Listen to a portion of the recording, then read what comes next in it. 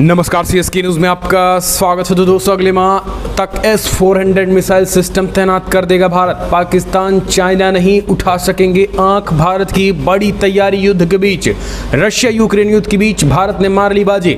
दूसरी बड़ी अपडेट बताएंगे। एस जयशंकर ने मुस्लिम देशों को किया अलग थलग। अफ्रीकी देशों से हाथ मिला करके कूटनीतिक तरीके से आतंकवाद पर चोट पहुंचाई है। तीसरी बड़ी अपडेट, प्योंगयांग लेक पर चीन बना रहा है एक और पुल। आसानी से पहुंचा सकेगा भारी हथियार। भारत भी है तैयार।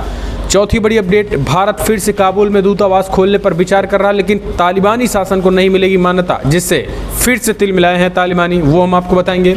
अब इस बीच ज्ञानवापी मस्जिद के बाद जामा मस्जिद के भी होंगे सर्वे। हिंदू संगठनों ने किया ऐलान, कहा विष्णु मंदिर था। जी हाँ, विष्णु मंदिर था और वहाँ पे हैं देवी देवताओं की मूर्तियाँ। स्वामी चक्रपाणी महाराज ने भी किया ऐलान। वहीं कुतुब मीनार 27 मंदिरों को तोड़ करके बनाया गया है। प्रहलाद पटेल का बड़ा ऐलान, मोदी सरकार में है मंत्री, वो हम आपको बताएंगे। क्या कुतुब मीनार पर भी चलेगा बुलडोजर? इसके साथ साथ दोस्तों, पाकिस्तान ने एक नया पैतरा किया, वो हम आपको बताएंगे कि कैसे कश्मीर प्रीमियर लीग में विराट कोहली को आमंत्रित किया है। शहबाज शरीफ का ये नया पैतरा है। 82 दिनों की जंग में रूस को सबसे बड़ा झटका। खारगिल से बॉर्डर तक खदेड़े गए हैं सैनिक। ये इस वक्त की बड़ी खबर। तो एक एक करके आपको विस्तार से बताएंगे। जहां नेटो ज्वाइन करने पहुंच चुका है फिनलैंड, और ज्ञानवापी के बाद साधु संतों ने क्या कुछ ऐलान कर दिया, और मुस्लिमों में मुस्लिम पर्सनल लॉ बोर्ड क्या कुछ कर रहा है। तो दोस्तों, आज दिन भर की 15-20 बड़ी खबरें बताएंगे, लेकिन उससे पहले एक छोटा सा निवेदन, अगर आपने चैनल को सब्सक्राइब नहीं किया, पल पल के अपडेट के लिए चैनल को सब्सक्राइब करना ना भूले, और देश के इंडियन आर्मी के लिए जय हिंद लिखना मत भूलेगा। दोस्तों, दरअसल पहली बड़ी अपडेट निकल के आ रही है। फिलहाल अगले माह S-400 मिसाइल सिस्टम तैनात कर देगा भारत। चाइना और पाकिस्तान नहीं उठा सकेंगे आंख। रशिया यूक्रेन युद्ध के बीच भारत ने धीरे धीरे पूरी तैयारी कर ली है। दरअसल अमेरिकी रक्षा प्रतिष्ठान ने भारत को लेकर बड़ा दावा कर दिया है, लेकिन इस बीच बड़ी खबर निकल के आ रही है, जहां पर मोदी सरकार ने दबे पांव बड़ी तैयारी कर ली S-400 मिसाइल सिस्टम को लेकर। जून 2022 यानी कि अगले महीने जो है वो S-400 की तैनाती होने जा रही है।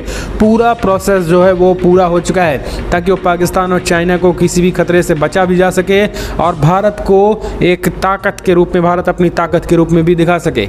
अमेरिकी रक्षा खुफिया एजेंसी के निदेशक लेफ्टिनेंट जनरल स्कॉट बैरियर ने सीनेट की रक्षा सेवा समिति के समक्ष ये बातें कही हैं।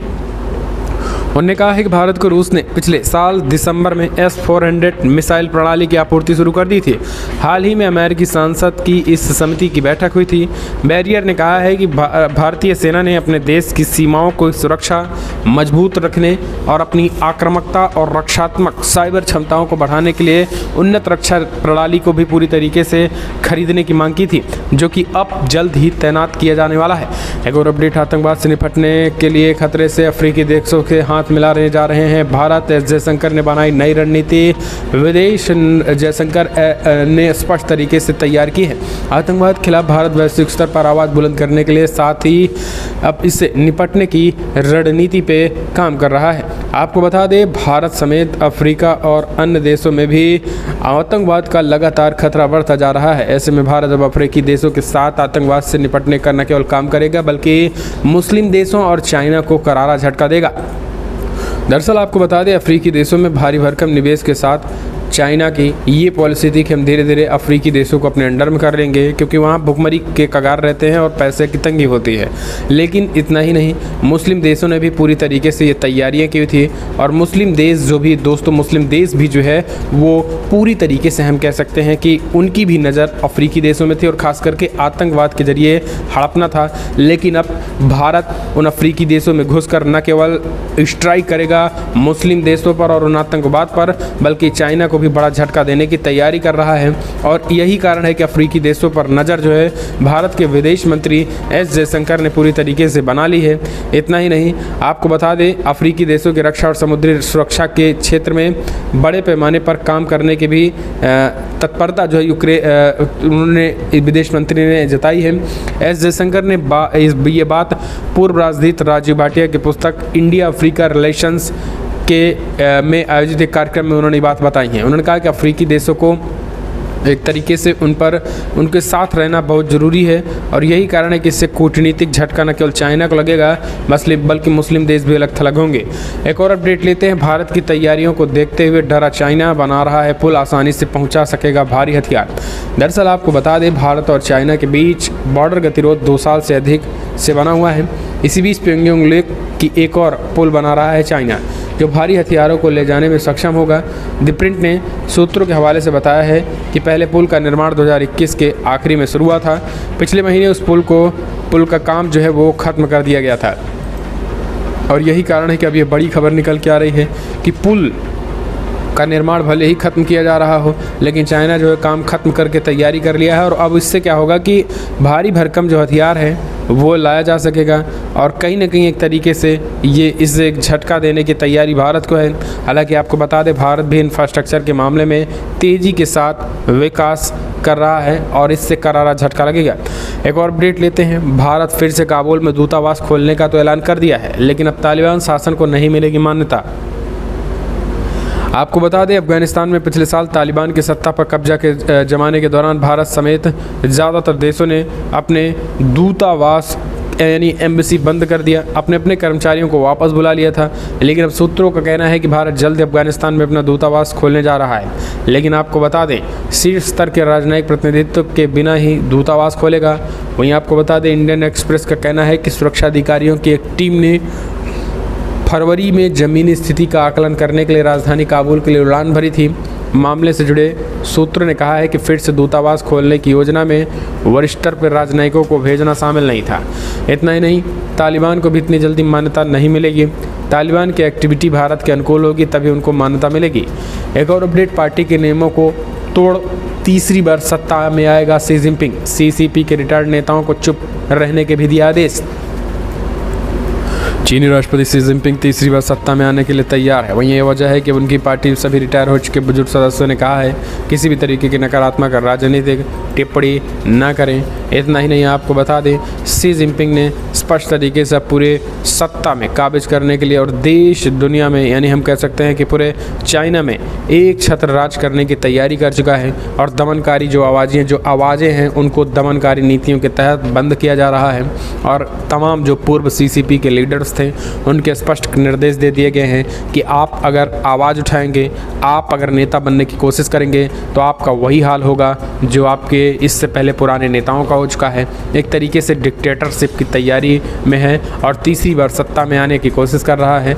आपको बता दें, 6 साल की बात करें तो यहाँ पे चुनाव होता है और अब जो है 2 साल के माओसुंग के बाद पद को 2 साल कार्यकाल के लिए सीमित किया गया था और अब ये जो हमेशा के लिए बनने की तैयारी है।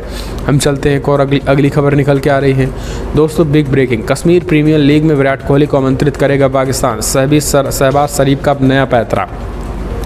दिवालिया होने के कगार पर पहुंच चुके पाकिस्तान के मुंह से अभी तक कश्मीर राख निकलना बंद नहीं हुआ।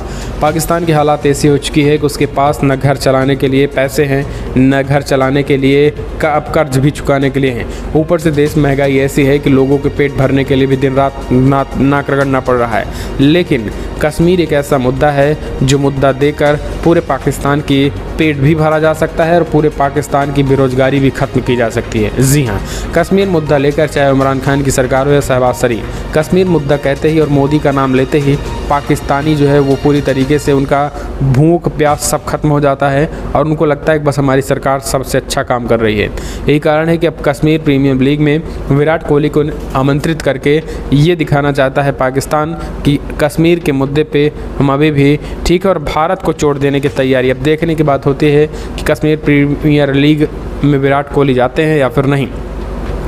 अगली अपडेट लेते हैं। 82 दिन की जंग में रूस को सबसे बड़ा झटका, खारगिव में बॉर्डर तक खदेड़े गए सैनिक। जी हाँ, दरअसल आपको बता दें, यूक्रेन से जंग लड़ रहे रूसी सैनिकों को एक बार फिर से मुंह की खानी पड़ रही है। आपको बता दें, खारगिव कीव में कब्जे की नाकाम कोशिश के बाद अब खारगिव में भी रूसी सैनिकों को खदेड़ दिया गया है। सबसे बड़ी बात यह है कि यूक्रेन की तरफ से दावा किया गया है कि उनको खारगिव की लड़ाई जीत ली है और ये रूस के लिए इस जंग में सबसे बड़ा झटका माना जा रहा है।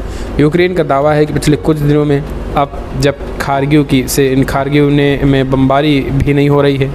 आपको बता दें कि यूक्रेन रूस जंग के 82 दिन बीत चुके हैं और यूक्रेन के 82 शहरों पर रूस के हमले अब भी जारी हैं। लेकिन यूक्रेन के लोगों को और सैनिक डटकर पुतिन का सामना कर रहे हैं। और खार्किव यूक्रेन का दूसरा सबसे बड़ा शहर है और ये शहर रूसी बॉर्डर से बस 80 किलोमीटर दूर है। हम चलते हैं एक और अपडेट लेते हैं दोस्तों। जामा मस्जिद को लेकर बड़ी खबर आई। ज्ञानवापी मस्जिद के बाद जामा मस्जिद पे भी सर्वे की मांग। हिंदू संगठनों का दावा ये था विष्णु मंदिर। दरअसल आपको बता दें, ज्ञानवापी मस्जिद के सर्वे होने के बाद हिंदू महासभा, यूनाइटेड हिंदू फ्रंट और कुछ हिंदू संगठनों ने पुरानी दिल्ली में स्थित जामा मस्जिद के मंदिर पर मंदिर होने का दावा किया था। लेकिन अब जो बड़ी खबर निकल के आ रही है दोस्तों, आपको बता दें, उनमें अब इन सबको तोड़ने की भी बात होने लगी है। आपको बता दें, स्वामी चक्रपाणी महाराज अखिल भारत हिंदू महासभा के मास अध्यक्ष स्वामी चक्रपाणी महाराज जी ने कहा है कि जामा मस्जिद के अंदर भारी भरकम पैमाने पर न केवल हिंदू देवी देवताओं की मूर्तियां हैं, बल्कि वहां पर औरंगजेब ने जो सैकड़ों हजारों देवी देवताओं की मूर्तियां तुड़वा कर इसी में मस्जिद के नीचे दबा दी है। चक्रपाणी महाराज ने तो यहाँ तक कहा है कि वो इस मुद्दे को लेकर कोर्ट का भी दरवाज़ा खटखटाएंगे। इसी तरीके से यूनाइटेड हिंदू फ्रंट अंतर्राष्ट्रीय कार्यकारी अध्यक्ष जय भगवान गोयल ने दावा किया है कि मंदिर के नीचे पहले मंदिर थे। मंदिर निर्माण के दौरान देवी देवताओं की मूर्तियों को दबाया गया और इसका सर्वेक्षण किया जाना चाहिए। हम चलते हैं एक और अपडेट। कश्मीर प्रीमियम लीग में विराट कोहली को आमंत्रित करेगा पाकिस्तान, ये हमने आपको बताया। इस बीच अगली खबर निकल के आ रही है दोस्तों। रूस को बड़ा झटका देने की तैयारी में फिनलैंड और स्वीडन नेटो ज्वाइन करने पहुंचे। पड़ोसी देश फिनलैंड और स्वीडन। दरअसल फिनलैंड और स्वीडन 18 मई को नेटो गठबंधन शामिल होने के लिए औपचारिक रूप से आवेदन किया। फिनलैंड और स्वीडन ने कहा है कि नेटो गठबंधन में शामिल होने का फैसला यूक्रेन पर रूस के आक्रमण से प्रेरित था। आपको बता दें, शीत युद्ध के दौरान भी स्वीडन और फिनलैंड जैसे देश तटस्थ रहे थे। ऐसे में नाटो में शामिल होने का उनका फैसला दशकों से यूरोप की सुरक्षा व्यवस्था से महत्वपूर्ण परिवर्तन में एक है। हम चलते हैं एक और अपडेट लेते हैं। अगली अपडेट लेते हैं जहां पाकिस्तान में बढ़ाई जाएगी चीनी नागरिकों की सुरक्षा। पीएम शहबाज शरीफ ने गृह मंत्रालय और सुरक्षा एजेंसियों को दिए निर्देश। पाकिस्तानी प्रधानमंत्री शहबाज शरीफ ने चीन पाकिस्तान आर्थिक गलियारे और परियोजनाओं पर काम कर रहे थे चीनी नागरिकों की सुरक्षा बढ़ाने पर मंगलवार को आदेश दिया है। आदेश जारी होने के बाद एक दिन पहले शहबाज ने चीनी प्रधानमंत्री ली क्विंग से टेलीफोन पर बातचीत की थी और अन्य मुद्दों के अलावा पाकिस्तान में चीनी नागरिकों की सुरक्षा के मुद्दे पर भी चर्चा की थी। और एक बयान के अनुसार प्रधानमंत्री ने गृह मंत्री राणा सनाउल्लाह, योजना मंत्री अहसान इकबाल और अन्य शीर्ष अधिकारियों के साथ बैठक की। बयान में कहा गया कि चीनी नागरिकों की सुरक्षा कोई समझौता नहीं किया जाएगा और गृह मंत्रालय और सुरक्षा एजेंसियों को पुख्ता आदेश सुनिश्चित करने के आदेश दिए गए हैं। तो ये चीज़ें जो है निकल के आ रही हैं। और यहाँ पर आपको बता दें, चाइना ने करारी लताड़, हम कह सकते हैं लताड़ लगाई थी कि आप हमारे नागरिकों की सुरक्षा नहीं कर सकते हैं तो आप देश क्यों चला रहे हैं, आगे की रणनीति पे कैसे काम करेंगे जब आप हमारे नागरिकों को सुरक्षित नहीं रख पा रहे हैं। हम चलते हैं एक और अपडेट लेते हैं। अगली अपडेट, मुस्लिम पर्सनल लॉ बोर्ड ने बुलाई आपात बैठक। ज्ञानवापी टीपू सुल्तान मस्जिद समेत कई मुद्दों पर हुई चर्चा। दरअसल all India Muslim personal law board को 17 मई को अपनी कार्यकारी समिति की तत्काल बैठक बुलाई गई और समाचार एजेंसी एएनआई ने बताया कि बैठक में ज्ञानवापी मस्जिद, टीपू सुल्तान मस्जिद समेत देश के मौजूदा मुद्दों समेत अन्य प्रमुख मुद्दों पर चर्चा हुई है। बताया गया कि बैठक के बाद बोर्ड अपनी भविष्य की कार्रवाई को तय करने वाला है। All India Muslim personal law board ने वाराणसी की ज्ञानवापी मस्जिद के सर्वेक्षण और वजू खाने को सील करने की कड़ी निंदा की। बोर्ड ने कहा कि मस्जिद का सर्वे, उनकी रिपोर्ट और वजू खाने को सील करना मुसलमानों के साथ घोर अन्याय है। इससे पहले all India Muslim personal law board ने पूरे घटनाक्रम सांप्रदायिक उन्माद फैलाने की एक साजिश बताया था और इसी को तहत आपको बता दें, ये चीज़ें all India Muslim personal law board लगातार इस मुद्दे को उठा रहा है।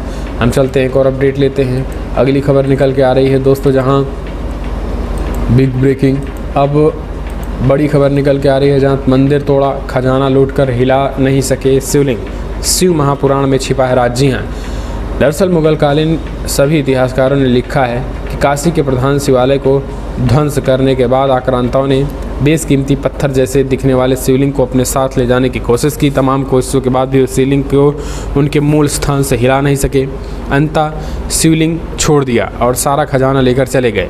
शिवलिंग को अपने साथ ले जाने की उनके तमाम जो कोशिशें नाकाम हुई और उनका उत्तर शिव महापुराण के 22वें अध्याय के 21वें श्लोक में मिलता है।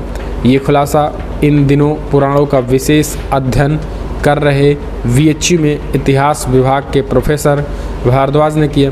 प्रोफेसर भारद्वाज के अनुसार इतिहास गवाह है कि कुतुब मीनार, ऐबक, रजिया सुल्ताना, सिकंदर लोदी और औरंगजेब ने काशी के देवालियों को ज़बरदस्त नुकसान पहुंचाया था और सभी ने अपने अपने काल में काशी के प्रधान शिवालय पर भी आक्रमण किए, मंदिर का खजाना लूटा, लेकिन लाख कोशिशों के बाद भी शिवलिंग को अपने साथ नहीं ले जा सके थे।